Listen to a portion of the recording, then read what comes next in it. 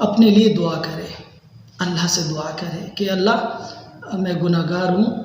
اور مجھ سے گناہوں سے بچا نہیں جاتا ہے، میری نگاہ بھٹکتی رہتی ہیں، میں نہ اپنی نگاہوں کی حفاظت کر پاتا ہوں، نہ اپنی شرمگاہ کی حفاظت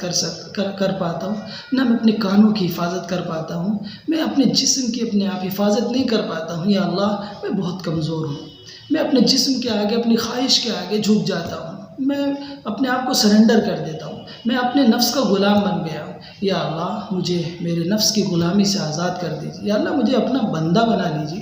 یا اللہ مجھے نیکی کے کاموں پر لگا دیجیے، یا اللہ میرے نفس کو جبراً نیکی کے کاموں پر لگا دیجیے۔ تو اپنے لیے اللہ سے دعا کرے،